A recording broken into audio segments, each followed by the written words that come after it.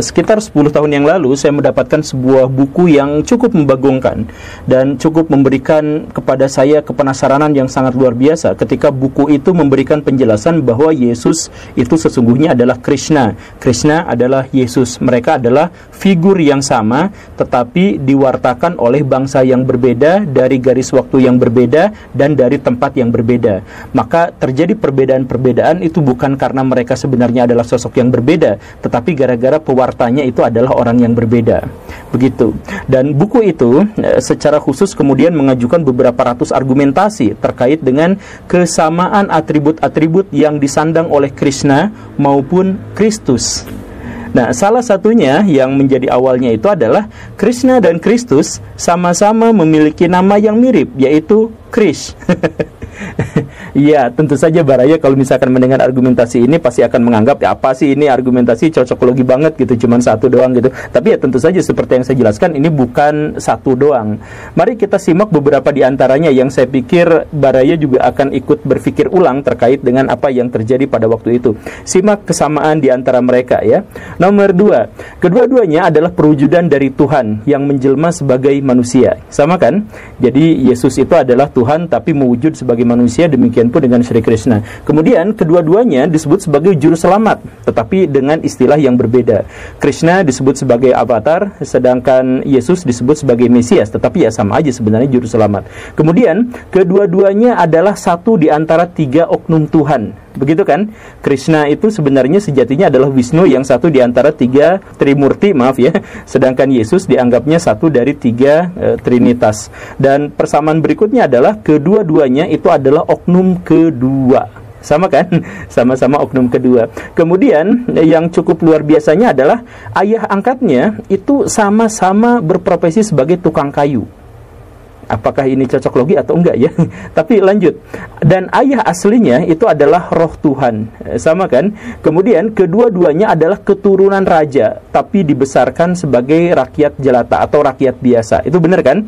Jadi Krishna itu adalah keturunan dari raja siapa gitu, Wasudewa, sedangkan yang Kristus itu lahir dari keturunan Daud yang juga adalah seorang raja.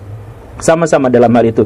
Kemudian kedua-duanya lahir dan kemudian orang-orang mengenalnya setelah dibimbing oleh bintang. Jadi yang Kristen, yang Hindu itu kelahiran Krishna dan Kristus itu kan ketahuannya itu dari bintang yang bergerak, kayak gimana lah menavigasi orang-orang para pengebara untuk bisa menemukan mereka gitu. Nah, jadi ini juga sesuatu yang sama. Kemudian keduanya lahir di saat ada raja jahat yang berkuasa yang sama-sama sedang melakukan sensus. Nah, luar biasa kan? Sama juga. Dan sensus buat apa? Satu di antaranya adalah bahwa raja-raja itu mencoba untuk memusnahkan semua anak bayi yang lahir, yang laki-laki pada waktu itu.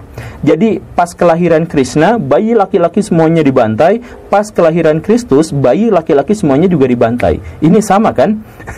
Kemudian kesamaan berikutnya apa? Kesamaan berikutnya adalah bahwa mereka berhadapan dengan raja yang sangat jahat, yang sangat lalim.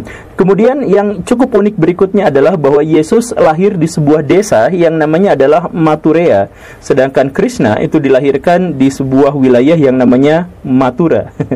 Kemudian julukan dari Yesus itu adalah singa dari Yudea, sedangkan julukan bagi Krishna itu adalah singanya, orang Saki. Jadi sama-sama singa, cuman dari suku yang berbeda. Kemudian, nah ini yang cukup unik nih. Ibunya Yesus kita mengetahui namanya adalah Maria, sedangkan ibunya Krishna itu namanya kita juga ketahui adalah Devaki. Tetapi tahukah Baraya bahwa Krishna memanggil ibunya dengan sebutan Maya? Jadi Maria, Maya, oh mirip juga ya. Oke, itu kemiripan. Kemudian kemiripan berikutnya itu adalah bahwa mereka kedua-duanya waktu dalam kondisi masih menjadi manusia maha mengetahui dan maha kuasa. Kemudian yang berikutnya itu adalah kedua-duanya memperbaharui hukum yang ada pada waktu itu, hukum agama yang ada pada waktu itu. Jadi Yesus memperbarui hukum Taurat dan kemudian menjunjung tinggi hukum kasih, sedangkan Krishna itu mempertanyakan banyak sekali dalil-dalil dalam Veda dan kemudian dia mengajukan kebijaksanaan-kebijaksanaan atau upaya menginterpretasikan Veda dengan cara yang lebih bijaksana. Kan begitu ya. Dan bahkan cenderung lebih liberal Krishna itu digambarkannya. Kemudian dua-duanya juga memiliki mujizat, yaitu menyembuhkan orang kusta, dan sama-sama diriwayatkan pernah menghidupkan orang yang sudah mati. Kemudian kematian dari keduanya itu dikehendaki. Jadi masing-masing mengkehendaki kematian dirinya sendiri. Jadi Yesus misalkan sudah tahu bahwa dalam sekian hari ke depan memang akan disalibkan, dan itu akan membuat dirinya meninggal sebagai manusia, tapi Yesus tetap ada di situ. Sri Krishna juga sama. Beliau mengetahui bahwa dirinya sedang diburu atau ada pemburu pada waktu itu yang tidak sengaja, dan Krishna tahu itu tetapi membiarkan pemburu itu memanah dirinya, dan akhirnya kedua-duanya juga memaafkan semua pembunuhnya. Dan ada tambahan dari saya, yaitu bahwa orang Hindu dengan orang Kristen itu sama-sama menyebut nama pemuka agamanya sebagai pendeta atau pandita. Kan nama pendeta itu diambil dari kata pandita, yang artinya adalah orang yang berilmu atau guru dan seterusnya gitu. Jadi guru gembul itu sebenarnya adalah pandita gembul gitu. Mulai sekarang sebut saya pandita gembul.